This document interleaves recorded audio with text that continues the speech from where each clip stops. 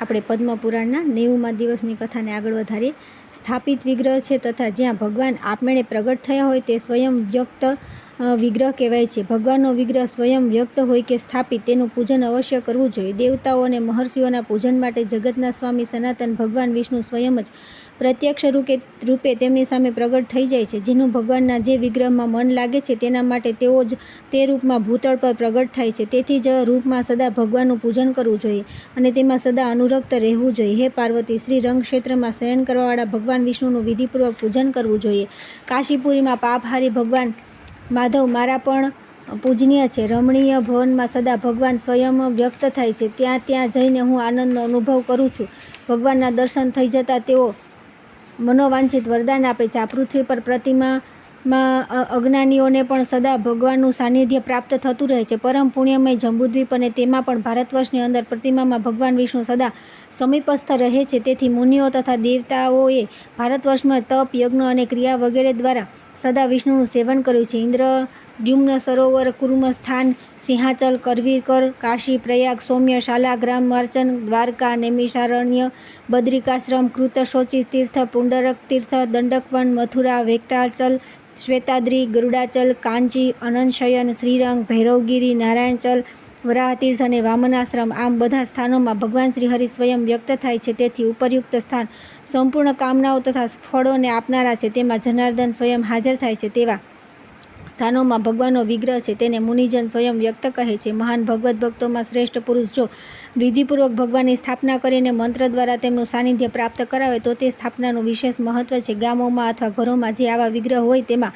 ભગવાનનું પૂજન કરવું જોઈએ. સત્પુરુષોએ ઘેર શાલિગ્રામ શિલાની પૂજાને શ્રેષ્ઠ કહી છે. હે પાર્વતી, ભગવાનની માનસિક પૂજાનું સૌના માટે સમાન વિધાન છે. તેથી પોતપોતાના અધિકાર અનુસાર સૌએ જગદીશ્વરની પૂજા કરવી જોઈએ. જે ભગવાન સિવાય બીજા કોઈ દેવતાના ભક્ત નથી. ભગવત પ્રાપ્તિ સિવાય તેમને બીજું કોઈ જોઈતું નથી. જે વેદવેતા, બ્રહ્મતત્વ, વિતરાગ, મુમુક્ષ, ગુરુભક્ત, પ્રસન્નતામાં સાધુ, બ્રાહ્મણ અથવા બીજા મનુષ્ય છે તે બધાએ સદા શ્રીહરિનું પૂજન કરવું જોઈએ. બુદ્ધિમાન પુરુષે વેદ અને સ્મૃતિઓમાં બતાવેલા ઉત્તમ સદાચારનું સદા પાલન કરવું જોઈએ. તેમાં બતાવેલ કર્મનું કદી ઉલ્લંઘન ન કરે. શમ, દમ, ઇન્દ્રિયો સંયમ, તપ, ધર્મના માટે કષ્ટ સહેવું અને તિતિક્ષા, શૌચ, બહાર અંદરની પવિત્રતા, સત્ય, મન, વાણી અને ક્રિયા દ્વારા સત્યનું પાલન, અભક્ષ્ય પદાર્થો ન ખાવા, ચોરી ન કરવી અને કોઈ પણ જીવની હિંસા ન કરવી, આ બધા માટે ધર્મની સાધના છે. રાત્રિના અંતમાં ઉઠીને વિધિપૂર્વક આચમન કરવું, પછી ગુરુજનોને નમસ્કાર કરી મનમાં જ ભગવાન વિષ્ણુનું સ્મરણ કરવું, મૌન અને પવિત્ર ભાવે ભક્તિપૂર્વક સહસ્રનામનો પાઠ કરવો, ત્યાર પછી વસ્તીની બહાર જઈને મૂળમંત્રનો ત્યાગ કરવો, ત્યાર પછી યોગ્ય રીતે શરીરની શુદ્ધિ કરીને કોગળા કરવા અને શુદ્ધ મને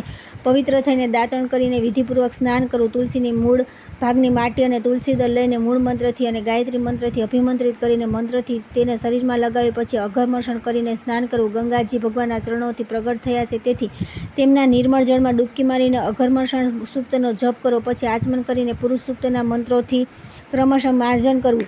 ફરી જળમાં ડૂબકી મારીને 28 અથવા 108 વાર મૂળ મંત્રના જપ કરવા. ત્યાર પછી ઉક્ત મંત્રથી જ જળને અભિમંત્રિત કરીને તેનાથી આચમન કરવું. પછી દેવતાઓ, ઋષિઓ અને પિતરોનું તર્પણ કરવું. પછી વસ્ત્રો નીચોવી લેવું. ત્યારબાદ આચમન કરીને ધોયેલું વસ્ત્ર પહેરવું. વૈષ્ણવે પુરુષે નિર્મળ અને રમણીય માટી લઈને તેને મંત્રથી અભિમંત્રિત કરીને લલાટ વગેરેમાં લગાવી આળસ છોડીને નિશ્ચિત અંગોમાં ઉદ્ધપૂર્ણ ધારણ કરવું. ત્યાર પછી વિધિપૂર્વક સંધ્યોપાસના કરીને ગાયત્રીના જપ કરવા. ત્યાર પછી મનને સંયમમાં રાખીને ઘેર જઈને પગ ધોઈને આચમન કરી એકાગ્રતાથી પૂજા મંડપમાં જવું. એક સુંદર સિંહાસનને ફૂલોથી શણગારીને તેની ઉપર ભગવાન લક્ષ્મીનારાયણને પધરાવવા. પછી ગંધ, પુષ્પ, અક્ષત વગેરે દ્વારા વિધિપૂર્વક ભગવાનની પૂજા શરૂ કરવી. વિગ્રહ સ્થાપિત સ્વયં વ્યક્ત અથવા શાલિગ્રામ શિલા કોઈ પણ હોય, શ્રુતિ, સ્મૃતિ અને આગમોમાં બતાવેલી વિધિ અનુસાર તેનું પૂજન કરવું. વૈષ્ણવ પુરુષ સિદ્ધચિત્ત થઈને ગુરુના ઉપદેશ અનુસાર ભક્તિપૂર્વક વિષ્ણુનું પૂજન કરે. વેદો તથા બ્રાહ્મણ ગ્રંથોમાં બતાવેલી પૂજા સ્ત્રોત કહેવાય છે. વશિષ્ઠથી પદ્ધતિ અનુસાર કરવામાં આવતી પૂજાને સ્માર્ત કહે છે તથા પંચરાત્રમાં બતાવેલ વિધિના વિધાન આગમ કહેવાય છે. ભગવાન વિષ્ણુની આરાધના બહુ જ ઉત્તમ કર્મ છે. આ ક્રિયાને કદી લોપ ન કરવો જોઈએ. આહ્વાન, આસન, અર્ધ્ય, પાદ્ય, આચમન, સ્નાન, વસ્ત્ર, યજ્ઞોપવિત, ગંધ, પુષ્પ, અક્ષત, ધૂપ, દીપ, નૈવેદ્ય, તાંબૂલ તથા નમસ્કાર વગેરે ઉપચારો દ્વારા પોતાની શક્તિ અનુસાર પ્રસન્નતાપૂર્વક વિષ્ણુની આરાધના કરવી. પુરુષ સૂક્તની દરેક ઋચા તથા મૂળ મંત્ર આ બંનેથી વૈષ્ણવોએ ષોડશોપચાર પૂજા કરવી. ફરી પ્રત્યુપચાર અર્પણ કરીને પુષ્પાંજલિ આપે. વૈષ્ણવે મુદ્રા દ્વારા ભગવાન જગન્નાથનું આહ્વાન કરવું જોઈએ. પછી ફૂલ અને મુદ્રાથી આસન આપવું. એ જ પ્રમાણે ક્રમશઃ પાદ્ય, અર્ધ્ય, આચમન અને સ્નાનને માટે ભિન્ન ભિન્ન પાત્રોમાં નિર્મળ જળ સમર્પિત કરવું. તે જળમાં માંગલિક દ્રવ્યોની સાથે તુલસી દળ પણ હોય છે. ત્યાર પછી ઉક્ત બંને પ્રકારના મંત્રોથી પ્રત્યુપચાર અર્પણ કરી સુગંધિત તેલથી ભગવાનને તેલ ચોળીને સ્નાન અભ્યંગ કરાવવું. કસ્તુરી અને ચંદનનું ઉપટમ લગાવવું. પછી મંત્રનો પાઠ કરતા રહીને સુગંધિત જળથી ભગવાનને સ્નાન કરાવવું. ત્યાર પછી દિવ્ય વસ્ત્ર અને આભૂષણોથી ભગવાનના શૃંગાર કરવા. પછી તેમને મધુ પર કાપીને ભક્તિ સાથે સુગંધિત ચંદન અને સુવાસિત પુષ્પ નિવેદન કરવા.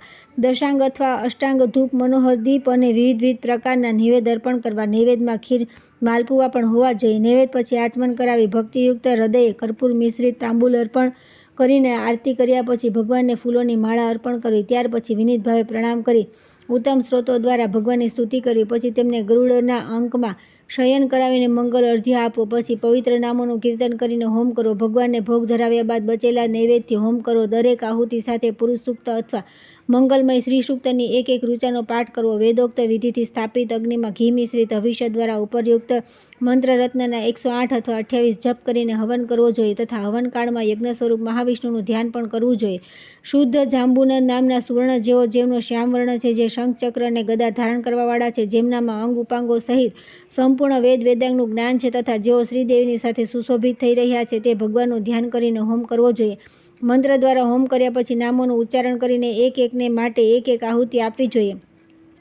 ભગવદ્ ભક્તોમાં શ્રેષ્ઠ પુરુષ ભગવાનના નિત્ય ભક્તોના ઉદ્દેશ્યથી તેના નામ લઈ લઈને આહુતિ આપે. પહેલા ક્રમશઃ ભૂદેવી, લીલાદેવી અને વિમલા વગેરે શક્તિઓ હોમની અધિકારીણી છે. પછી અનંત, ગરુડ વગેરે, ત્યાર પછી વસુદેવ વગેરે, ત્યારબાદ શક્તિ અને વગેરે, એમના પછી કેશવ વગેરે વિગ્રહો, સંકર્ષણ વગેરે, વ્યૂહ, મત્સ્ય, કુર્મ વગેરે, દેવ, ચક્ર વગેરે, આયુધ, કુમુદ વગેરે દેવતા, ચંદ્ર વગેરે દેવ, ઇન્દ્રાદિ, લોકપાલ તથા ધર્મ આદિ દેવતા ક્રમશઃ હોમના અધિકારી છે. આ બધાનું હવન અને વિશેષ પૂર્વે પૂજન કરવું જોઈએ. આ પ્રમાણે ભગવદ્ ભક્ત પુરુષે નિત્ય પૂજનની વિધિમાં દરરોજ એકાગ્રતાપૂર્વક હવન કરવું. આ હવનનું નામ વૈકુંઠ હોમ છે. ગૃહમાં પૂજા કર્યા પછી તે ઘરના દરવાજા પર પંચયજ્ઞની વિધિ બલિ અર્પણ કરવું. પછી આચમન કરવું. ત્યાર પછી કુશના આસન પર કાળું મૃગચર્મ બિછાવીને તે શુદ્ધ આસન પર બેસવું. મૃગચર્મ કુદરતી રીતે મરેલા મૃગનું હોવું જોઈએ. પદ્માસનમાં બેસીને પ્રથમ ભૂત શુદ્ધિ કરવી. પછી જીતેન્દ્રિય પુરુષે મંત્રપાઠપૂર્વક 3 વાર પ્રાણાયામ કરવો. પછી મનમાં એવી ભાવના કરવી કે મારા હૃદય કમળનું મુખ ઉપર તરફ છે અને તે વિજ્ઞાનરૂપી સૂર્યના પ્રકાશથી વિકસિત થઈ રહ્યું છે. તેના પછી શ્રેષ્ઠ વૈષ્ણવે પુરુષે તે કમળની વેદત્રયમયી કર્ણિકામાં ક્રમશઃ અગ્નિબિંબ, સૂર્યબિંબ અને ચંદ્રબિંબનું ચિંતન કરવું. તે બિંબો પર વિવિધ પ્રકારના રત્નો દ્વારા નિર્મિત પીઠની ભાવના કરવી. તેની ઉપર બાલવીર, રવિ જેવા કાંતિમાન અષ્ટવિધ ઐશ્વર્યરૂપ અષ્ટદલ કમળનું ચિંતન કરવું. દરેક દળ અષ્ટાક્ષર મંત્રના એક એક અક્ષરના રૂપે હોય છે. પછી એવી ભાવના કરવી કે તે અષ્ટદળ કમળમાં શ્રીદેવીની સાથે ભગવાન વિષ્ણુ બિરાજમાન છે, જે કોટી ચંદ્રમાઓની જેમ પ્રકાશિત થઈ રહ્યા છે. તેમની 4 ભુજાઓ, સુંદર શ્રી અંગ અને હાથોમાં શંખ, ચક્ર અને ગદા છે. પદ્મપત્ર જેવા વિશાળ નેત્ર શોભી રહ્યા છે. તેઓ સમસ્ત શુભ લક્ષણોથી સંપન્ન દેખાય છે. તેમના હૃદયમાં શ્રીવત્સનું ચિહ્ન છે. કૌસ્તુભ મણિનો પ્રકાશ છવાઈ રહ્યો છે. ભગવાન પીત, વિચિત્ર વસ્ત્ર, આભૂષણ, દિવ્ય શૃંગાર, દિવ્ય ચંદન, દિવ્ય પુષ્પ, કોમળ તુલસીદળ અને વનમાળાથી વિભૂષિત છે. કરોડો બાળ સૂર્ય જેવી તેમની સુંદર કાંતિ છે. તેમના શ્રી વિગ્રહ સાથે બેઠેલા દેવી પણ બધી પ્રકારના શુભ લક્ષણોથી સંપન્ન દેખાય છે. આ પ્રમાણે ધ્યાન કરતા રહીને એકાગ્રતાથી અષ્ટાક્ષર મંત્રના 1000 કે 100 જપ કરવા. પછી ભક્તિપૂર્વક માનસિક પૂજા કરીને વિશ્રામ કરવો. તે સમયે જે ભગવદ્ ભક્ત લોકો હોય ત્યાં તેમને અન્ન, જળ વગેરેથી સંતુષ્ટ કરવા અને જ્યારે તેઓ જાય ત્યારે તેની સાથે થોડે સુધી જઈને તેમને વિદાય કરવા. દેવતાઓ તથા પિતરોનું વિધિપૂર્વક પૂજન તથા તર્પણ કરવું અને અતિથિ તથા સેવકોનો યથાવત સત્કાર કરીને બધાથી છેલ્લે તેણે એક પોતે એના પત્નીએ ભોજન કરવું. યક્ષ, રાક્ષસ અને ભૂતોનું પૂજન સદા ત્યાગવું. જે શ્રેષ્ઠ વિપ્ર તેમનું પૂજન કરે છે તે અવશ્ય ચાંડાળ થઈ જાય છે. બ્રહ્મ, રાક્ષસ, વેતાલ, યક્ષ તથા ભૂતોનું પૂજન મનુષ્યને માટે મહાઘોર કુંભીપાક નરકની પ્રાપ્તિ કરાવનારું છે. યક્ષ અને ભૂત વગેરેના પૂજનથી કોટી જન્મોના યજ્ઞ, દાન અને શુભ કર્મો તત્કાલ નષ્ટ થઈ જાય છે. જે યક્ષો, પિશાચો તથા તમોગુણી દેવતાઓને નિવેદિત કરેલું અન્ન ખાય છે તે અભક્ષ્ય ભોજન જેવું ગણાય છે. જે સ્ત્રી યક્ષ, યજ્ઞ, પિશાચ, સર્પ અને રાક્ષસોની પૂજા કરે છે તે નીચે મોઢે ઘોર કાલસૂત્ર નામના નરકમાં પડે છે. તેથી યક્ષ વગેરે તામસ દેવતાઓની પૂજાનો ત્યાગ કરવો જોઈએ. વૈષ્ણવ પુરુષે વિશ્વવંદ્ય ભગવાન નારાયણનું પૂજન કરીને તેમની ચારે બાજુ બિરાજમાન દેવતાઓનું પૂજન કરવું. ભગવાનને ભોગ ધરેલા અન્નમાંથી કાઢીને તેનાથી તેમના માટે બલિને નિવેદન કરવું. ભગવત પ્રસાદથી જ તેમના નિમિત્તે હોમ પણ કરવો. દેવતાઓ માટે પણ ભગવત પ્રસાદ રૂપ ભવિષ્યનો હવન કરવો. પિતરોને પ્રસાદ અર્પણ કરવો. આમ કરનારને સર્વ પ્રકારનું ફળ પ્રાપ્ત થાય છે. પ્રાણીઓની પીડવા અને વિદ્વાનોની દ્રષ્ટિમાં નરકનું કારણ છે. હે પાર્વતી, મનુષ્ય બીજાની વસ્તુ જે આપ્યા વિના લઈ લે છે તે પણ નરકનું કારણ છે. અગમ્યા પરાઈ સ્ત્રી સાથે સંભોગ, બીજાના ધનનું અપહરણ તથા અભક્ષ્ય વસ્તુનું ભક્ષણ કરવાથી નરકની પ્રાપ્તિ થાય છે. જે પોતાની સ્ત્રીને છોડીને બીજી સ્ત્રી સાથે સંભોગ કરે છે તેનું તે કર્મ અગમયાગમન કહેવાય છે, જે તત્કાળ નરકની પ્રાપ્તિનું કારણ છે. તે પતિત, પાખંડી અને પાપી મનુષ્યના સંસર્ગથી મનુષ્ય અવશ્ય નરકમાં પડે છે. તેમનાથી સંપર્ક રાખનારો પણ સંગ કરવો અને એકાંતમાં રહેનાર પુરુષે મહાપાતક યુક્ત ગામને છોડી દેવો અને પરમ એકાંતી પુરુષે એ જ પ્રમાણે દેશનો પણ પરિત્યાગ કરી દેવો. પોતાના વર્ણ અને આશ્રમ અનુસાર કર્મ, જ્ઞાન અને ભક્તિ વગેરેનું સાધન વૈષ્ણવ સાધન જે ભગવાનની આજ્ઞા પ્રમાણે કર્મ, જ્ઞાન વગેરેનું અનુષ્ઠાન કરે છે તે વસુદેવ પરાયણ બ્રહ્મ એકાંત કહેવાય છે. વૈષ્ણવ પુરુષે નિષિદ્ધ કર્મને મન બુદ્ધિથી પણ છોડી દેવા. એકાંતી પુરુષ પોતાના ધર્મની નિંદા કરનાર શાસ્ત્રોનો મનથી પણ ત્યાગ કરી દે અને પરમ એકાંતી ભક્ત હોય ત્યાગ બુદ્ધિથી તેનો પરિત્યાગ કરે છે. કર્મ 3 પ્રકારનું છે: નિત્ય, નૈમિતિક અને કામ્ય. એ જ પ્રમાણે મુનિઓએ જ્ઞાનના ભેદોનું પણ વર્ણન કર્યું છે: કૃત્યાકૃત્ય વિવેક જ્ઞાન, પરલોક ચિંતન જ્ઞાન, વિષ્ણુ પ્રાપ્તિ સાધન તથા વિષ્ણુ સ્વરૂપ જ્ઞાન. આ 4 પ્રકારના જ્ઞાન છે. પાર્વતી નૈમિતિક કૃત્યમાં ભગવાનનું વિશેષ રૂપે વિધિવત પૂજન કરવું જોઈએ. કાર્તક માસમાં દરરોજ ચમેલીના ફૂલોથી શ્રીહરિની પૂજા કરવી, તેમની પાસે અખંડ દીપ મૂકવો તથા મન ઇન્દ્રિયોને સંયમમાં રાખીને દ્રઢતાપૂર્વક ઉત્તમ વ્રતનું પાલન કરવું. પછી માસના અંતમાં બ્રાહ્મણોને ભોજન કરાવવું. આ પ્રમાણે કરનાર શ્રીહરિના સાયુજ્યને પ્રાપ્ત થાય છે. પોષ માસમાં સૂર્યોદયથી પહેલાં સતત 1 માસ ઉત્પલ તથા શ્યામ શ્વેત કણેરના ફૂલોથી ભગવાન વિષ્ણુનું પૂજન કરવું. ત્યાર પછી યથાશક્તિ ધૂપ, દીપ અને નૈવેદ્ય અર્પણ કરવું. મહિનો પૂરો થાય પછી શ્રેષ્ઠ ભગવત ભક્તોને ભોજન કરાવવું. આ પ્રમાણે કરવાથી મનુષ્યને 1000 અશ્વમેઘ યજ્ઞનું ફળ અવશ્ય મળે છે. માઘ માસમાં સૂર્યોદય સમયે ખાસ કરીને નદીના જળમાં સ્નાન કરીને ઉત્પલના પુષ્પોથી માધવની પૂજા કરવી જોઈએ અને તેમને ભક્તિપૂર્વક ઘી મિશ્રિત દિવ્ય ખીરનો ભોગ ધરવો જોઈએ. ચૈત્ર માસમાં વકુલ અને ચંપાના ફૂલોથી ભગવાનની પૂજા કરીને ગોળ સાથેના અન્નનો ભોગ ધરવો અને માસ પૂરો થયા પછી વૈષ્ણવ બ્રાહ્મણોને ભોજન કરાવવું. આ પ્રમાણે કરવાથી દરરોજ 1000 વર્ષની પૂજાનું પુણ્ય મળે છે. વૈશાખ માસમાં સત્પુત્ર અને મહોત્પલ પુષ્પોથી વિધિવત ભગવાનનું પૂજન કરીને તેમને દહીં, અન્ન અને ફળ દ્વારા ગોળ અને જળ ભક્તિપૂર્વક અર્પણ કરવા. એનાથી લક્ષ્મી સહિત જગદીશ્વર પ્રસન્ન થાય છે. જ્યેષ્ઠ માસમાં શ્વેત કમળ, ગુલાબ, કુમુદ અને ઉત્પલના પુષ્પોથી ભગવાન ઋષિકેશનું પૂજન કરીને તેમને કેરીના ફળ સાથે અન્નનો ભોગ ધરાવો ભક્તિપૂર્વક. આ પ્રમાણે કરવાથી મનુષ્યને કોટી ગૌદાનનું ફળ મળે છે. પછી માસના અંતમાં વૈષ્ણવોને ભોજન કરાવવાથી અનંત ફળ મળે છે. અષાઢમાં દેવદેવેશ્વર લક્ષ્મીપતિની દરરોજ પુષ્પોથી પૂજા કરીને તેમને ખીરનો ભોગ ધરવો. પછી માસની સમાપ્તિમાં ઉત્તમ ભગવત ભક્ત બ્રાહ્મણોને ભોજન કરવા. આમ કરવાથી વૈષ્ણવ પુરુષ 60,000 વર્ષોની પૂજાનું ફળ પ્રાપ્ત કરે છે. શ્રાવણ માસમાં નાગ, કેસર અને કેવડાથી ભક્તિપૂર્વક વિષ્ણુની પૂજા કરવાથી મનુષ્યો ફરી આલોકમાં જન્મ થતો નથી. તે સમયે ભક્તિ સાથે ઘી, ખાંડના માલપુવાનું નૈવેદ્ય અર્પણ કરવું અને શ્રેષ્ઠ બ્રાહ્મણોને ભોજન કરાવવું. ભાદ્રપદમાં મોગરા અને કટસરૈયાના ફૂલોથી પૂજા કરીને ખીરનો ભોગ ધરાવો. અશ્વિનીમાં નીલકમળથી મધુસૂદનની પૂજા કરવી અને ભક્તિ સાથે તેમને ખીર, માલપુવાનું નૈવેદ્ય અર્પણ કરવું. એ જ પ્રમાણે કાર્તિકમાં કોમળ તુલસી દળ દ્વારા ભક્તિપૂર્વક અચ્યુતનું પૂજન કરવાથી તેમનું સાયુજ્ય પ્રાપ્ત થાય છે. દૂધ, ઘી અને ખાંડની બનાવેલી મીઠાઈ, ખીર અને માલપું આ બધી વસ્તુઓ એક એક કરીને ભગવાનને નિવેદિત કરવી. અમાસ્યા અને તિથિ, શનિવાર, વૈષ્ણવ નક્ષત્ર, સૂર્ય સંક્રાંતિ, વ્યતિપાત, ચંદ્રગ્રહણ અને સૂર્યગ્રહણના અવસર પર તે શક્તિ અનુસાર વૈષ્ણવ ત્યાગ કરવો. તેમાં વેદ મંત્રોનું ઉચ્ચારણ કરીને પ્રત્યેક ઋચાની સાથે ભગવાનને પુષ્પાંજલિ આપવી. પછી યથાશક્તિ વૈષ્ણવ બ્રાહ્મણોને ભોજન કરાવો અને દક્ષિણા આપવી. આમ કરવાથી તે પોતાની કરોડો પેઢીઓનો ઉદ્ધાર કરીને વૈષ્ણવ પદને પ્રાપ્ત થાય છે. શ્રેષ્ઠ વૈષ્ણવ જો સંપૂર્ણ વેદો દ્વારા ભગવાનનું યજન કરવામાં અસમર્થ હોય તો માત્ર વૈષ્ણવ સૂક્તો દ્વારા સતત 7 રાત્રિ સુધી દરરોજ 1000 પુષ્પાંજલિ સમર્પિત કરવી અને હવિષ્યથી હવન કરીને ભગવાનનું યજન કરવું. વિદ્વાન પુરુષ વિશેષતઃ શ્રેષ્ઠ ભગવત ભક્તોનું પૂજન કરે. યજ્ઞના અંતમાં પોતાના વૈભવ અનુસાર અવભૃત સ્નાન કરવું. અવભૃત સ્નાન પણ તેને વૈષ્ણવ સૂક્તો અનુસાર કરવું જોઈએ. વિધિપૂર્વક સ્નાન કરીને એક પાત્રમાં આચાર્યના ચરણોને ભક્તિપૂર્વક ધોવા. પછી ગંધ, પુષ્પ, વસ્ત્ર અને આભૂષણ વગેરે દ્વારા પૂજા કરવી. યથાશક્તિ તાંબુલ અને પુષ્પોથી સત્કાર કરીને અન્નપાન વગેરે કરી આવીને વારંવાર પ્રણામ કરવા. તે આચાર્ય વિદાય થાય ત્યારે ગામની સીમા સુધી પહોંચાડવા જવું અને ત્યાં પ્રણામ કરીને તેમને વિદાય કરવા. આ પ્રમાણે જીવનભર આળસ છોડીને ભગવાન અને તેમના ભક્તોનું વિશેષ રૂપે પૂજન કરવું જોઈએ. સમસ્ત આરાધનાઓમાં શ્રી વિષ્ણુની આરાધના સૌથી શ્રેષ્ઠ છે. તેથી પણ તેમના ભક્તોની પૂજા કરવી અધિક શ્રેષ્ઠ છે. જે ભગવાન ગોવિંદની પૂજા કરીને તેમના ભક્તોની પૂજા નથી કરતો તેમને ભગવાનનો ભક્ત માનવો ન જોઈએ. તે તો માત્ર દંભી છે. તેથી પૂરો પ્રયત્ન કરીને વિષ્ણુ ભક્તોનું પૂજન કરવું જોઈએ. તેમના પૂજનથી મનુષ્ય સમસ્ત દુઃખોથી પાર થઈ જાય છે. હે પાર્વતી, આ પ્રમાણે મેં તમને વિષ્ણુની શ્રેષ્ઠ આરાધના, નિત્ય નૈમિતિક કૃત્ય તથા ભગવત ભક્તોની પૂજાનું વર્ણન કર્યું. ત્યાર પછી આવે છે શ્રી રામનો મહિમા તથા શ્રી રામના 108 નામનું મહાત્મ્ય. શ્રી પાર્વતીજીએ કહ્યું કે હે નાથ, તમે ઉત્તમ વૈષ્ણવ ધર્મનું સારી રીતે વર્ણન કર્યું. વાસ્તવમાં પરમાત્મા શ્રી વિષ્ણુનું સ્વરૂપ અત્યંત ગોપનીય છે. હે સર્વદેવ વંદિત મહેશ્વર, હું તમારી કૃપાથી કૃતકૃત્ય થઈ ગઈ અને હવે હું સનાતન દેવ શ્રી હરિનું પૂજન કરીશ. મહાદેવજી બોલ્યા કે હે દેવી, બહુ સારું, બહુ સારું. તમે સંપૂર્ણ ઇન્દ્રિયોના સ્વામી ભગવાન લક્ષ્મીપતિનું અવશ્ય પૂજન કરો. હે ભદ્રે, તમારા જેવી વૈષ્ણવ પત્ની મળવાથી પોતાને કૃતકૃત્ય માનું છું. વશિષ્ઠજી કહે છે કે ત્યાર પછી વામદેવજીના ઉપદેશાનુસાર પાર્વતીજી દરરોજ વિષ્ણુ સહસ્ત્રનામનો પાઠ કર્યા પછી ભોજન કરતા. એક દિવસ પરમ મનોહર કૈલાસ શિખર પર ભગવાન વિષ્ણુની આરાધના કરીને ભગવાન શંકરે પાર્વતીજીને પોતાની સાથે ભોજન માટે બોલાવ્યા. ત્યારે પાર્વતીજીએ કહ્યું કે પ્રભુ, વિષ્ણુ સહસ્ત્રનામનો પાઠ કર્યા પછી જ હું ભોજન કરીશ, ત્યાં સુધી તમે ભોજન કરી લો. આ સાંભળીને મહાદેવજી હસીને કહ્યું કે પાર્વતી, તમે ધન્ય છો, પુણ્યાત્મા છો. ભગવાન વિષ્ણુમાં તમારી ભક્તિ છે. દેવી, ભાગ્ય વિના શ્રી વિષ્ણુ ભક્તિ થવી દુર્લભ છે. હે સુમુખી, હું તો રામ રામ રામ આ પ્રમાણે જપ કરતો રહીને પરમ મનોહર શ્રી રામ નામના નિરંતર રમણ કર્યા કરું છું. રામ નામ સંપૂર્ણ સહસ્ત્ર નામની બરાબર છે. પાર્વતી, રકાર વગેરે જેટલા નામ છે તેમને સાંભળીને રામ નામની આશંકાથી મારું મન પ્રસન્ન થઈ જાય છે. તેથી હે મહાદેવી, તમે રામ નામનું ઉચ્ચારણ કરીને અત્યારે મારી સાથે ભોજન કરો.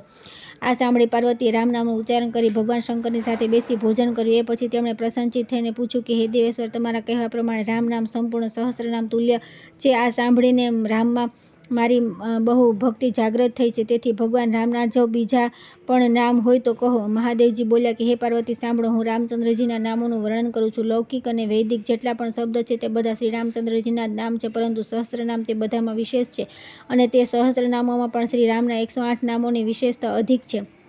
શ્રી વિષ્ણુને એક એક નામ બધા વેદોથી અધિક માનવામાં આવે છે. તે જ પ્રમાણે 1000 નામોની બરાબરીમાં એકલું રામ નામ માનવામાં આવ્યું છે. હે પાર્વતી, જે સંપૂર્ણ વેદો અને સમસ્ત મંત્રોનો જપ કરે છે તેની અપેક્ષા કોટી ગણું પુણ્ય માત્ર રામ નામથી મળી જાય છે. હે શુભે, હવે શ્રી રામના તે મુખ્ય નામનું વર્ણન સાંભળો, જેમનું મહર્ષિઓએ જ્ઞાન કર્યું છે.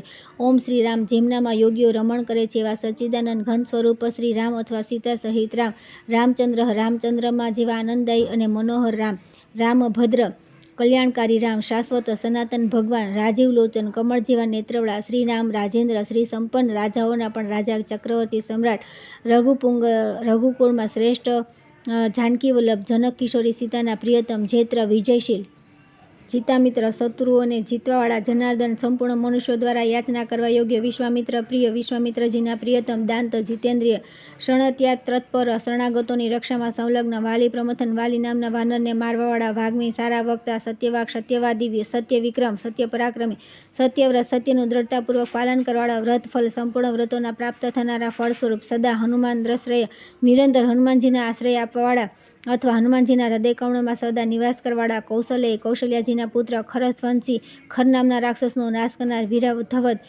પંડિત, વિરાજ નામના દૈત્યનો વધ કરવામાં કુશળ, વિભીષણ ચરિત્રપિતા, વિભીષણના રક્ષક, 10 ગ્રીહ શિરોહર, 10 શીર્ષ રાવણના મસ્તક કાપવાવાળા, સપ્તતાલોભ પ્રભેતા, 7 તાલ વૃક્ષોને એક જ બાણથી વીંધી નાખનાર, હરકોદંડ ખંડન, જનકપુરમાં શિવના ધનુષ્યને તોડનારા, જામદગ્ને મહાર્દર પલન, પરશુરામજીના મહાન અભિમાનને ચૂર્ણ કરી નાખનારા, તાડકા નામની રાક્ષસીનો વધ કરવાવાળા, વેદાંત પારહ, વેદાંતના પારંગત વિદ્વાન અથવા વેદાંતથી પણ અતીત, વેદાત્મા, વેદ સ્વરૂપ, ભવબંધે કેશ જ સંસાર બંધનથી મુક્ત કરવા માટે એકમાત્ર ઔષધરૂપ, દૂષણ, ચિત્રરસ દૂષણ અને ત્રિશિરા નામના રાક્ષસોના શત્રુ, ત્રિમૂર્તિ, બ્રહ્મા, વિષ્ણુ અને શિવ, 3 સ્વરૂપ ધારણ કરવાવાળા, ત્રિગુણ સ્વરૂપ અથવા 3 ગુણોના આશ્રય, 3 વેદ સ્વરૂપ, ત્રિવિક્રમ, વામન અવતારમાં 3 પગલાથી સમસ્ત લોકને માપી લેવાવાળા, ત્રિલોકાત્મા, 3 લોકના આત્મા, પુણ્ય ચરિત્ર કીર્તન, જેમની લીલાઓનું કીર્તન પરમ પવિત્ર છે, ત્રિલોકરક્ષ, 3 લોકની રક્ષા કરવાવાળા, ધન્વી, ધનુષ ધારણ કરનારા, દંડકારણ્ય વાસકૃત, દંડકારણ્યમાં નિવાસ કરનારા,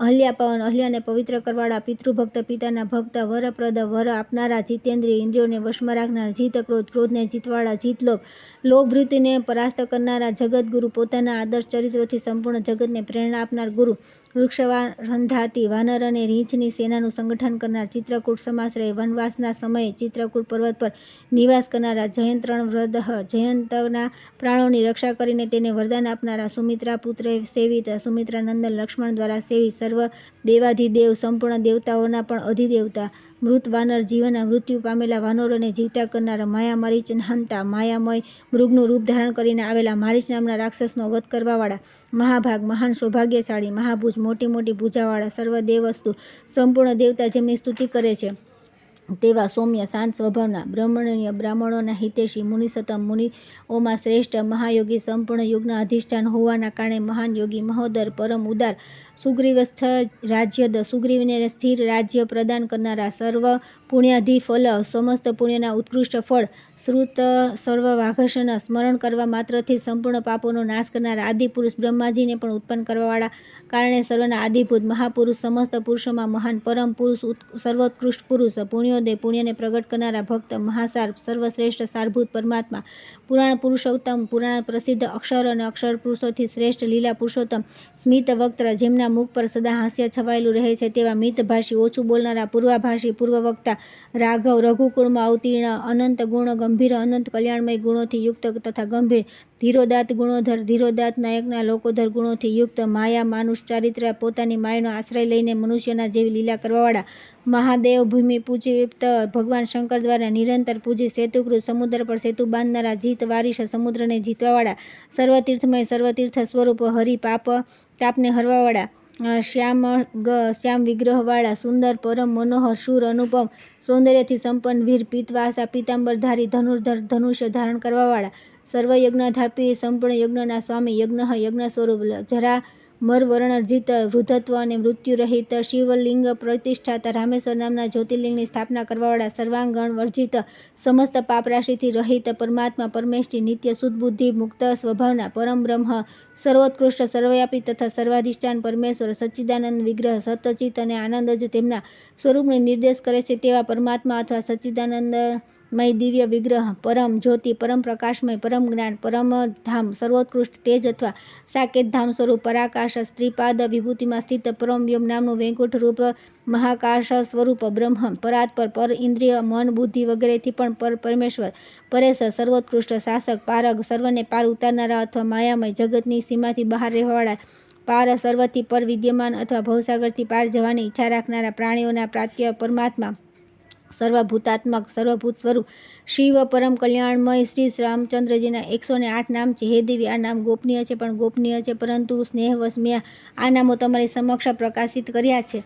જે ભક્તિયુક્ત ચિત્તે આ નામોનો પાઠ અથવા શ્રવણ કરે છે તે 100 કોટી કલ્પના સંચિત સર્વ પાપોથી મુક્ત થઈ જાય છે. હે પાર્વતી, આ નામોનો ભક્તિભાવ પાઠ કરનાર મનુષ્યના માટે જળ પણ સ્થળ થઈ જાય છે, શત્રુ પણ મિત્ર બની જાય છે, રાજા દાસ થઈ જાય છે, પ્રજ્વલિત આગ શાંત થઈ જાય છે, સમસ્ત પ્રાણી અનુકૂળ થઈ જાય છે, ચંચળ લક્ષ્મી પણ સ્થિર થઈ જાય છે, ગ્રહો અનુગ્રહ કરવા લાગે છે તથા સમસ્ત ઉપદ્રવો શાંત થઈ જાય છે. જે ભક્તિપૂર્વક આ નામોનો પાઠ કરે છે ત્રણેય લોકના પ્રાણી તેના વશમાં થઈ જાય છે તથા તેની તમામ કામનાઓ સિદ્ધ થઈ જાય છે. જે દુર્વદળ જેવા શ્યામ સુંદર કમળનયન પીતાંબરધારી ભગવાન રામનું આ દિવ્ય નામોથી સ્નવન કરે છે તે મનુષ્ય કદી સંસાર બંધનમાં પડતા નથી. રામ, રામભદ્ર, રામચંદ્ર, વેદા, રઘુનાથ, નાથ, સીતાપતિને નમસ્કાર છે. હે દેવી, માત્ર આ મંત્રનો પણ જે દિવસ રાત જપ કરે છે તે સર્વ પાપોથી મુક્ત થઈને શ્રી વિષ્ણુનું સાયુજ્ય પ્રાપ્ત કરી લે છે. આ પ્રમાણે મેં તમારા પ્રેમવશ ભગવાન રામચંદ્રજીના વેદો દ્વારા અનુમોદિત મહાત્મ્યનું વર્ણન કર્યું છે. વશિષ્ઠજી કહે છે કે ભગવાન શંકર દ્વારા કહેલા શ્રી રામચંદ્રજીના મહાત્મ્યને સાંભળીને પાર્વતી દેવી રામાયણ રામભદ્રાય રામચંદ્રાય વેદસે રઘુનાથાય નાથાય સીતાય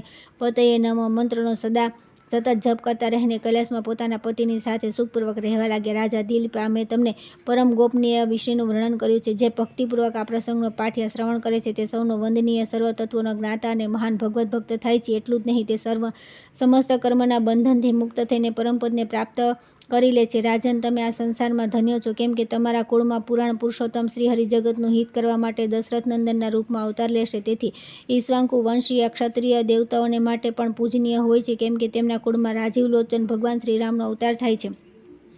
ત્યાર પછી આવે છે ત્રિદેવોમાં વિષ્ણુની શ્રેષ્ઠતા તથા ગ્રંથનો ઉપસાર. વશિષ્ઠજી કહે છે કે પૂર્વકાળની વાત છે. સ્વયંભૂ મનુ પરમ ઉત્તમ તથા દીર્ઘકાળ સુધી ચાલુ રહેનારા યજ્ઞનું અનુષ્ઠાન કરવા માટે મુનિઓની સાથે મંદ્રાચલ પર્વત પર ગયા. તે યજ્ઞમાં કઠોર વ્રતનું પાલન કરનારા અનેક શાસ્ત્રોના જ્ઞાતા બાલ, સૂર્ય અને અગ્નિ જેવા તેજસ્વી સમસ્ત વેદોના વિદ્વાન તથા બધા ધર્મોના અનુષ્ઠાનમાં તત્પર રહેનારા મુનિ પધાર્યા હતા. તે મહાયજ્ઞમાં જ્યારે આરંભ થયો ત્યારે પાપરહિત મુનિ દેવતા તત્વનું અનુસંધાન કરવા માટે પરસ્પર બોલ્યા. વેદવેતા બ્રાહ્મણોને માટે કયા દેવતા સર્વશ્રેષ્ઠ અને પૂજ્ય છે? બ્રહ્મા, વિષ્ણુ અને શિવમાંથી કોની વધારે સ્તુતિ થઈ? કોનું ચરણોદક સેવન કરવાને યોગ્ય છે, કોને ભોગ લગાવેલો પ્રસાદ પરમ પાવન છે, કોણ અવિનાશી પરમધામ સ્વરૂપ છે અને સનાતન પરમાત્મા છે, કોનો પ્રસાદ ચરણોદક પિતરોને તૃપ્તિ પ્રદાન કરનારો છે. ત્યાં બેઠાલા મહર્ષિઓમાં આ વિષય બહુ વાદ વિવાદ થયો. ત્યાં કેટલાક મહર્ષિઓએ માત્ર રુદ્રને સર્વશ્રેષ્ઠ કહ્યા, કોઈ કહેવા લાગ્યા કે બ્રહ્માજી પૂજનીય છે, કેટલાક લોકોએ બધા જીવોના પૂજનીય છે તથા બીજા થોડા બ્રાહ્મણોએ પોતાની રાય આ પ્રમાણે પ્રગટ કરી કે આદિ અંત રહિત ભગવાન વિષ્ણુ જ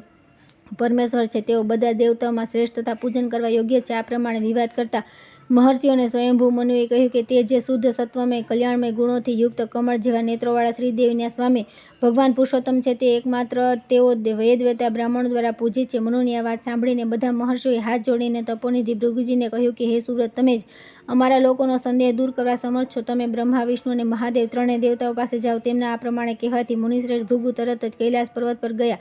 ભગવાન શંકરના ગૃહદ્વાર પર પહોંચીને તેમણે જોયું મહાભયંકર રૂપવાળા નંદી હાથમાં ત્રિશૂળ લઈને ઊભા છે. ભૃગુએ તેમને કહ્યું કે મારું નામ ભૃગુ છે, હું બ્રાહ્મણ છું અને દેવશ્રેષ્ઠ મહાદેવજીના દર્શન કરવા માટે અહીં આવ્યો છું. તમે ભગવાન શંકરને તરત મારા આવ્યાની સૂચના આપો. આ સાંભળીને સમસ્ત શિવગણોના સ્વામી નંદીએ તે અમિત તેજસ્વી મહર્ષિને કઠોર શબ્દમાં કહ્યું કે અરે, આ સમયે ભગવાનની પાસે તમે જઈ શકતા નથી. હમણાં શંકર દેવની સાથે ક્રીડા ભવનમાં છે. જે જીવતા રહેવા ઈચ્છતા હો તો પાછા જાઓ.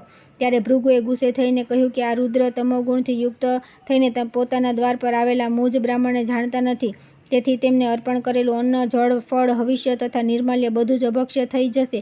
આ પ્રમાણે ભગવાન શિવને શાપ આપીને ભૃગુ બ્રહ્મલોકમાં ગયા. ત્યાં બ્રહ્માજી તથા દેવતાઓ સાથે બેઠા હતા. તેમને જોઈને ભૃગુજી હાથ જોડીને પ્રણામ કરી અને ચૂપચાપ તેઓ તેમની સામે ઊભા રહ્યા. પરંતુ બ્રહ્માજીએ તે મુનિશ્રેષ્ઠને આવેલા જોઈને પણ તેમનો સત્કાર ન કર્યો, તેમને પ્રિય વચન ન કહ્યા. તે સમયે બ્રહ્માજી કમળના આસન પર મહાન ઐશ્વર્ય સાથે બેઠા હતા. ત્યારે મહાતેજસ્વી મહર્ષિએ લોકપિતામહ બ્રહ્માને કહ્યું કે તમે મહાન રજોગુણથી યુક્ત થઈને મારી અવહેલના કરી રહ્યા છો. તેથી આજથી સમસ્ત સંસારને માટે તમે અપૂજ્ય થઈ જશો. લોકપૂજિત મહાત્મા બ્રહ્માજીને એવો શાપ આપીને મહર્ષિ ભૃગુ એકદમ ક્ષીરસાગરના ઉત્તર તટ પર શ્રી વિષ્ણુના લોકમાં ગયા. ત્યાં જે મહાત્મા પુરુષ રહેતા હતા તેમણે ભૃગુજીનો યથાયોગ્ય સત્કાર કર્યો. તે લોકમાં ક્યાંય પણ તેમના માટે રોકટોક ન થઈ. તેઓ ભગવાનના અંતઃપુરમાં સીધા ચાલ્યા ગયા. ત્યાં તેમણે સૂર્ય સમાન તેજસ્વી વિમલ વિમાનમાં શેષ નાગની શૈયા પર સૂતેલા ભગવાન લક્ષ્મીપતિને જોયા. લક્ષ્મી પોતાના કરકમળોથી ભગવાનના બંને ચરણોની સેવા કરી રહ્યા હતા. તેમને જોઈને મુનિશ્રેષ્ઠ ભૃગુ અકારણ જ ક્રોધિત થઈ ગયા અને તેમને ભગવાનના શોભાયમાન વક્ષસ્થળ પર પોતાના ડાબા પગનો પ્રહાર કર્યો. ભગવાન તરત ઉઠીને પ્રસન્નતાપૂર્વક બોલ્યા કે આજે હું ધન્ય થઈ ગયો. આવું કહીને તેઓ હર્ષપૂર્વક પોતાના બે હાથોથી મહર્ષિના ચરણ દબાવવા લાગ્યા. ચરણ દબાવીને તેમણે મધુરવાણીમાં કહ્યું કે બ્રહ્મર્ષિ, આજે હું ધન્ય અને કૃતકૃત્ય થઈ ગયો. મારા શરીરમાં તમારા ચરણોનો સ્પર્શ થવાથી મારું અતિ મંગલ થશે. જે સમસ્ત સંપત્તિની પ્રાપ્તિના કારણ તથા અપાર સંસાર સાગરથી પાર ઉતારવા માટે સેતુ સમાન છે, તે બ્રાહ્મણોની ચરણરજ મને સદા પવિત્ર કરતી રહે. આ પ્રમાણે કહીને ભગવાન જનાર્દને લક્ષ્મીદેવી સાથે ઉઠીને દિવ્ય માળા અને ચંદન વગેરે દ્વારા ભક્તિપૂર્વક ભૃગુજીનું પૂજન કર્યું. તેમને આ રૂપમાં જોઈને મુનિશ્રેષ્ઠ ભૃગુજી નેત્રોમાં આનંદ અશ્રુ ઉમટી આવ્યા. તેમણે આસનથી ઉઠીને કરુણાસાગર ભગવાને પ્રણામ કર્યા અને હાથ જોડીને કહ્યું કે અહો, શ્રીહરિનું કેટલું મનોહર રૂપ છે, કેવી શાંતિ છે તથા કેવું જ્ઞાન છે, કેટલી દયા છે, કેટલી નિર્મળ દયા અને કેટલો પાવન સત્વગુણ છે. ભગવાન તમે ગુણોના સમુદ્રો છો. તમારામાં સ્વાભાવિક રૂપે કલ્યાણમય સત્વગુણો નિવાસ છે. તમે જ બ્રાહ્મણોના હિતૈષી, શરણાગતોના રક્ષક અને પુરુષોત્તમ છો. તમારું ચરણોદક પિતૃઓ, દેવતાઓ તથા બધા બ્રાહ્મણો માટે સેવન કરવા યોગ્ય છે. તે પાપોના નાશ કરનાર અને મુક્તિ પ્રદાન કરનાર છે. ભગવાન આપનો લગાવેલા પ્રસાદ દેવતા, પિતૃઓ અને બ્રાહ્મણ સર્વને સેવન કરવા યોગ્ય છે. તેથી બ્રાહ્મણે દરરોજ તમારું સનાતન પુરુષનું પૂજન કરીને તમારું ચરણોદક લેવું જોઈએ અને તમને ભોગ ધરેલા અન્નનું પ્રસાદ સ્વરૂપે ભોજન કરે. પ્રભો જે તમને નિવેદન કરેલા અન્નનું હવન કે દાન કરે છે તે દેવતાઓ અને પિતૃઓ તૃપ્ત કરીને અક્ષય ફળનો ભાગી થાય છે. જેથી તમે જ બ્રાહ્મણોના પૂજનીય છો. તમે સંપૂર્ણ દેવતામાં બ્રાહ્મણ તત્વને પ્રાપ્ત થાઓ, કેમ કે તમે બ્રાહ્મણોના પૂજ્ય અને શુદ્ધ સત્વગુણથી સંપન્ન છો. બ્રાહ્મણો સદા તમારું પુરુષોત્તમનું ભજન કરે છે. જે તમારું પૂજન કરે છે તે વિપ્ર ખરેખર બ્રાહ્મણ છે, બીજા નહીં. આ વિષયમાં સંદેહ માટે સ્થાન નથી. દેવકીનંદન શ્રી કૃષ્ણ બ્રાહ્મણમાં હિતેશી છે. શ્રી મધુસૂદન બ્રાહ્મણોના હિતચિંતક છે. પુંડરીકાક્ષ બ્રાહ્મણોના પ્રેમી છે. અવિનાશી ભગવાન વિષ્ણુ બ્રાહ્મ હિતેશી, સચ્ચિદાનંદ સ્વરૂપ ભગવાન વસુદેવ તથા પોતાના મહિમાથી કદી ચ્યુત ન થવાવાળા શ્રીહરિ બ્રાહ્મણોના હિતકર છે. ભગવાન નરસિંહ તથા અવિનાશી નારાયણ પણ બ્રાહ્મણો પર કૃપા કરવાળા છે. શ્રીધર, શ્રીસ, ગોવિંદ અને વામન વગેરે નામોથી પ્રસિદ્ધ ભગવાન શ્રી હરિ બ્રાહ્મણો પર સ્નેહ રાખે છે. યજ્ઞ વરાહ રૂપધારી પુરુષોત્તમ ભગવાન કેશવ, બ્રાહ્મણોનું કલ્યાણ કરવાવાળા રઘુકુળ ભૂષણ રાજીવ લોચન શ્રી રામચંદ્રજી પણ બ્રાહ્મણોના સુહૃદ છે. ભગવાન પદ્મનાભ તથા દામોદર પણ શ્રી કૃષ્ણ બ્રાહ્મણોનું હિત ચાહનારા છે. માધવ યજ્ઞ પુરુષ તથા ભગવાન ત્રિવિક્રમ પણ બ્રાહ્મણ હિતેશી છે. પીતાંબરધારી ઋષિકેશ જનાર્દન બ્રાહ્મણોને હિતકારી છે. શાંગ ધનુષ ધારણ કરવાવાળા બ્રાહ્મણ હિતેશી દેવતા વાસુદેવને નમસ્કાર છે. કમલ જેવા નેત્રવાળા લક્ષ્મીવતી નારાયણને નમસ્કાર છે. બ્રાહ્મણોના હિતેશી દેવતા સર્વવ્યાપી વસુદેવને નમસ્કાર છે. કલ્યાણમય ગુણોથી પરિપૂર્ણ સૃષ્ટિ પાલન અને સહાના કારણરૂપ આ પરમાત્માને નમસ્કાર છે. બ્રાહ્મણોના હિતેશી દેવતા પ્રદ્યુમ્ન, અનિરુદ્ધ અને સંકર્ષણને નમસ્કાર છે. શેષનાગની સૈયા પર શયન કરવાવાળા બ્રહ્મણ દેવ ભગવાન વિષ્ણુને નમસ્કાર છે. કમલ જેવા નેત્રવાળા રઘુનાથજીને વારંવાર નમસ્કાર છે. હે પ્રભો, સંપૂર્ણ દેવતાઓ અને ઋષિઓ તમારી માયાથી મોહિત હોવાના કારણે સંપૂર્ણ લોકના સ્વામી તમને જાણતા નથી. હે ભગવાન, સંપૂર્ણ વેદોના વિદ્વાન પણ આપના તત્વને જાણતા નથી. હે ભગવાન, હું મર્ષિઓના મોકલવાથી તમારી પાસે આવ્યો છું. તમારા શીલ અને ગુણોનું જ્ઞાન પ્રાપ્ત કરવા માટે જ મેં તમારા વક્ષસ્થળ પર પગ મૂક્યો હતો. હે ગોવિંદ, કૃપાનિધિ, મારા અપરાધને ક્ષમા કરો. આ પ્રમાણે કહીને મહર્ષિ ભૃગુએ વારંવાર ભગવાનના ચરણોમાં પ્રણામ કર્યા. ભગવાનના ધામમાં રહેનારા દિવ્ય મહર્ષિઓએ ભૃગુનો સારી રીતે સ્વાગત સત્કાર કર્યો. ત્યાંથી પ્રસન્નચિત્ત થઈને તેઓ યજ્ઞના મહર્ષિઓને પાસે પાછા આવ્યા. તેમને આવેલા જોઈને મહર્ષિઓએ તેમને ઊભા થઈને નમસ્કાર કર્યા અને વિધિપૂર્વક તેમની પૂજા કરી. ત્યાર પછી મુનિશ્રેષ્ઠ ભૃગુએ તે મહર્ષિઓને બધી વાત કરી. તેમણે કહ્યું કે બ્રહ્માજીમાં રજોગુણ વધારે છે અને રુદ્રમાં તમોગુણ. માત્ર ભગવાન વિષ્ણુ સર્વસત્વમય છે. તેઓ કલ્યાણમય ગુણોના સાગર, નારાયણ પરબ્રહ્મ અને સંપૂર્ણ બ્રાહ્મણોના દેવતા છે. તેઓ જ વિપ્રોને માટે પૂજનીય છે. તેમના સ્મરણ માત્રથી પાપીઓની પણ મુક્તિ થઈ જશે. તેમનું ચરણોદક તથા ભોગ ધરાવેલો પ્રસાદ સમસ્ત મનુષ્યો અને વિશેષતઃ બ્રાહ્મણોને માટે સેવન કરવા યોગ્ય, પરમ પાવન તથા સ્વર્ગ અને મોક્ષ પ્રદાન કરનારો છે. ભગવાન વિષ્ણુને નિવેદિત કરી ભવિષ્યનું દેવતાઓ માટે હવન કરવો અને તે જ પિતરોને પણ આપવો. તેથી હે દ્વિજોરો, તમે આળસ છોડીને જીવન છે ત્યાં સુધી ભગવાન વિષ્ણુની પૂજા કરો. તેઓ જ પરમધામ છે અને તે જ સત્ય, જ્યોતિ, અષ્ટાક્ષર મંત્ર દ્વારા વિધિપૂર્વક પુરુષોત્તમનું પૂજન અને તેમના પ્રસાદનું સેવન કરવું જોઈએ. વિષ્ણુ જ બધા યજ્ઞોના ભોગતા પરમેશ્વર છે એવું જાણીને તેમના ઉદ્દેશ્યથી સદા હવન, દાન, જપ કરવા જોઈએ. વસિષ્ઠજી કહે છે કે ભૃગુજીને આ પ્રમાણે કહ્યા પછી બધા મહર્ષિઓએ તેમને નમસ્કાર કર્યા અને તેમની પાસેથી જ મંત્ર દીક્ષા લઈને ભગવાન વિષ્ણુનું પૂજન કર્યું. હે રાજન, આ બધી વાતો પ્રસંગવશ મેં તમને કહી. ભગવાન રામચંદ્રજીના બધા દેવતાઓમાં પાવન અને પુરુષોત્તમ છે. તેથી જો તમે પરમ પદને પ્રાપ્ત કરવા ચાહતા હો તો તે રઘુનાથજીના શરણમાં જાઓ. હે રાજન, આ સંપૂર્ણ પુરાણ વેદતુલ્ય સ્વયંભૂ મન્વંતરમાં સાક્ષાત બ્રહ્માજી આનો ઉદ્દેશ કર્યો હતો. જે દરરોજ એકાગ્રચિત્તે આ ગ્રંથનું પાઠ શ્રવણ કરે છે તેની ભગવાન લક્ષ્મીપતિમાં અનન્ય ભક્તિ થાય છે. તે વિદ્યાર્થી હોય તો વિદ્યા, ધર્માર્થી હોય તો ધર્મ, મોક્ષાર્થી હોય તો મોક્ષ, કામાર્થી હોય તો સુખ પામે છે. દ્વાદશી તિથિએ શ્રવણ નક્ષત્રમાં સૂર્ય અને ચંદ્રમાના ગ્રહણ અવસર પર અમાવસ્યા થતાં પૂર્ણિમાએ આનો ભક્તિપૂર્વક પાઠ કરવો જોઈએ. જે એકાગ્રચિત્તે થઈને દરરોજ આ ગ્રંથના અડધા કે ચોથા ભાગના શ્લોકનો પણ પાઠ કરે તો તે અવશ્ય 1000 અશ્વમેઘ યજ્ઞનું ફળ પ્રાપ્ત કરે છે. આ પ્રમાણે આ પરમ ગુહ્ય પદ્મપુરાણ કહેવામાં આવ્યું છે. જો પરમપદની ઈચ્છા હોય તો સદા ભગવાન ઋષિકેશની આરાધના કરો. સૂતજી કહે છે કે પોતાના ગુરુ વસિષ્ઠજીના આ પ્રમાણે કહેવાથી નૃપશ્રેષ્ઠ રાજા દિલીપે તેમને પ્રણામ કર્યા અને યથાયોગ્ય પૂજા કરી. તેમની પાસેથી વિધિપૂર્વક વિષ્ણુ મંત્રની દીક્ષા લીધી. પછી આળસ રહિત થઈને તેમણે સંપૂર્ણ જીવન ઋષિકેશની આરાધના કરીને સમયાનુસાર યોગીઓને પ્રાપ્ત થવા યોગ્ય સનાતન વિષ્ણુધામને પ્રાપ્ત કરી લીધું. ઇતિ શ્રી પદ્મપુરાણ શ્રી વિષ્ણુ અર્પણમસ્તુ. જય શ્રી કૃષ્ણ. પદ્મપુરાણ અત્યારે આપણે અહીંયા પૂરું થાય છે. તો આપણે આવતીકાલથી માર્કંડેય પુરાણની શરૂઆત કરીશું. જય શ્રી કૃષ્ણ.